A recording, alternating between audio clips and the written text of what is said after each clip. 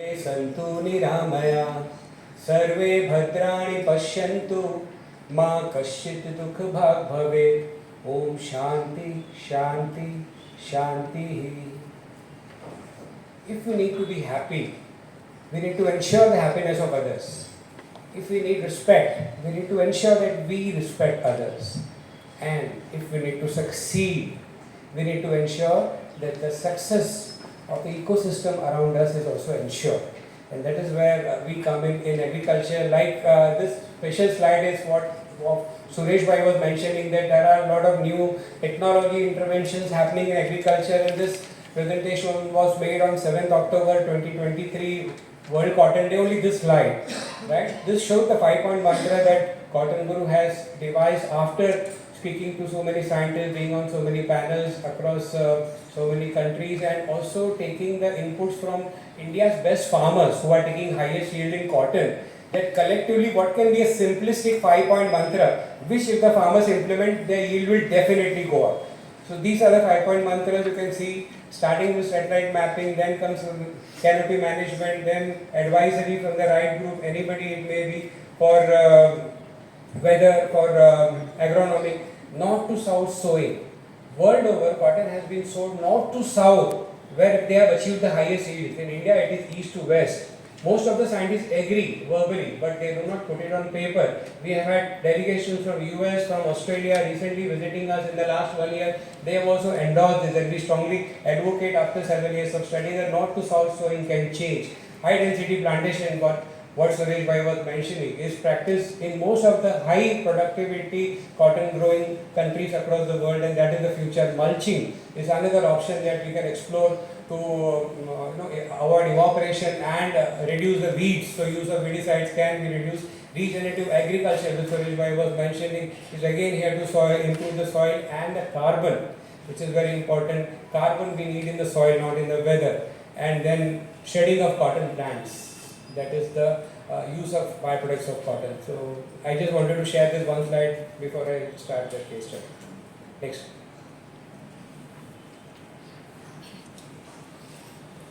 And all this is there in the Cotton Guru Pradarshan case, or the evidence farm, which we make in every project that we have, either in organic cotton, in regenerative cotton, or conventional cotton. Urja is the name of our new innovation that we are practicing right now.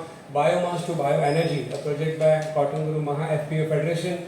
The description goes such that pellets, biochar, carbon credits from cotton stocks to improve livelihood and income of tribal women and smallholder farmers. These are two of our target audiences or customers, you can say. One is the tribal women and one is the tribal farmer. Problem statement and the solution. You can see from this problem statement that 15,000 women, I am just giving this example of a small place in Maharashtra called Yavatmal. It's a 100% tribal district of Maharashtra, and we have done this experiment so that I am not too macro on these things. We want to start with micro and then go macro. Taken the data only from one district right now to 5 lakh hectares of cotton, 2 lakh cotton farmers, about 1 lakh tribal women staying in that area. Out of that, 15,000 women suffer health problem because of the stoves that they use. These are all high fumes giving stoves. The input is firewood. They go to the forest every day. It's a 100% forest area. They go to forest, they cut the wood, come back for 5 hours, 6 hours every week are lost in that. And of course, the fumes are very destructive for the health. That is the pain number 1. The pain number 2, or the problem number 2, is the burning of the biostock, that is the cotton residue. 50% of it is burned or used to be burned in Yavatmal when we started this research in 2022, and now we can say that we have been able to reduce partly but not fully, of course. And overall in India, we say 30% of the cotton residue is burned, and 70% either it is unused or it is used for cattle field or not very productive or commercially remunerative purposes. So these are the two problems. You can see solutions. Pellet was one thing which was just mentioned briefly before. Pellet is conversion of this cotton stocks into marketable, storable and a very commercially valuable byproduct, that is the pellet. It is made through machine, but it is the conversion of cotton stalks into biofuel, that is the pellet. Second is the biochar. It is a biocompost. It is called the black gold. In the last 10 years, a lot of research has happened. There has been a biochar institute, a biochar journal, international biochar initiative on biochar. India is yet to catch up on that opportunity. So research and innovation comes into the picture here, how we can catch up on that trend faster and adapt to it. Social innovation. Study number 1, tribal women empowerment. Here we see the cotton farm, which most of you would know. Second is how these cotton stalks are then collected. Most of them used to be wasted, but here in this experiment, in these 2 villages, we have provided a shredder machine and then collected this cotton stalks. That is the pellet manufacturing machine. You see, it costs only 10 lakh rupees, and then they are converted into pellets and given to the tribal women. They used to use those mud stoves and those chulas before, and now they have the pellet stoves with them. We have given some pellet stoves to them, and the carbon credits have been generated out of that. So one thing is the health problem that we are trying to solve here in this case study. Second is generation of some income. So the expense that they spend on the stoves and the pellets is compensated in form of carbon credits for them. The case study number 2 is smallholder farmer yield and income increase. Again, you see there's a cotton farm. The cotton stock which used to be wasted, which is called residue, and which is collected now. And there you see in the picture on the right is the Contiki biochar kiln. It's an arsenal biochar system of conversion of cotton stalks into biocompost. Here they are burned, but the fumes do not come out in the air. Normally you see black fumes, emitting if you burn wood. Here it is white fumes. It's a very special but very simplistic technology, that is the Contiki kiln that we use here. We have got 1 machine right now in our Yavatmal, and we plan to buy 10 more for the project. Of course, there will be some support required for investment, and this is converted into biochar, which is similar to coal but a very rich biocompost.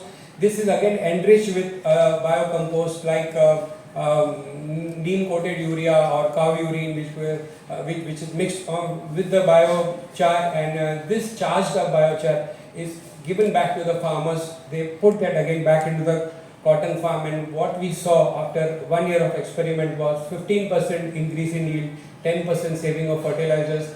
In spite that this was a water deficient year, rainfall was scarce in Yavatmal, they received only 62% of the normal rainfall this year. The yield did not compromise, the yield went up by 15%, and additionally what we gave them is inclusion in a carbon credit program, and they will be compensated starting from next year with the carbon credit. So cotton stocks which used to be wasted 100% and now are utilized 100% into a very rich biocompost and a biofuel backed by carbon credits. The whole cycle goes like this. We have an app, so starting with the app, everything is recorded on the app, and then that is, you see the cotton stocks, then 2 parts, one goes to the pallet for the women, second goes to the biochar Contiki kiln for the farmers. All of this conclusively converted into carbon credit, and you can see the income generated for the farmers. Business opportunity, everything has to be in business. This is not a CSR activity we are looking at. So you can see this gas, even compared to LPG, it is 25 to 30% cheaper compared to the firewood fuel they were using. It is still cheaper. 90% reduction in cooking smoke that used to be generated. 15,000 women possibly to be impacted in Yavatmal. We have reached out to about 300 women right now, but we plan to do more. These are the SDGs that have been addressed, the social development goals that have been addressed. So 1,000 women in Yavatmal we plan to cover by 2027 with our own fund, with some help from other institutions and associations. We can go higher. And similarly with the farmers, you can see a lot of cotton stalks wasted, converted. Every ton of cotton stock that they give us costs them 1,000 rupees to cut per acre, and we compensate that 1,000 rupees back to them. Apart from that, we give them biochar, and still we are able to earn money. So you can see the potential there. What is the competition here in this women program? Right now there is no competition. In the smallholder farmers, of course there are other people who are doing it, and we appreciate their effort. business plan and the go-to-market strategy is that tribal women, these are the numbers that we plan to reach in the next 3 years, and the direction that we are taking right now is grow inclusively, grow within what we have right now, and then go out. So tribal women, smallholder farmers, industries, we have reached to some local dhabas and restaurants whom we have given the pallets. They have found a 30% reduction in cost of energy for them, and they are asking for more. That is why this pallet machine plan came up. It was not only for the women. 60% would be given to the tribal women, 40% would be sold commercially, and for the cotton carbon credits, we have approached over 5 companies. 3 of them have sent their NDAs, 2 of them have sent their agreement, but there is a lot more to explore here and a lot more is possible. So executive summary being, burning of wood for cooking and agricultural stock in farming is a severe problem and a serious problem to the environment, to economic growth also of India. Pellet can be one good option for biofuel. Biochar is a good option for biocompost, and carbon credits are the future for India if we look at additional income for Indian farmers, for industry and for the nation as a whole. If this is the competition review, the other companies who are doing it and where we stand right now, you can see that using pellet as a biofuel has proved to be a game changer for this project. It is at a very, very nascent stage, but we are doing it physically, practically on the ground. That is why I am able to share this case study with you all. And thank you again for a patient listening.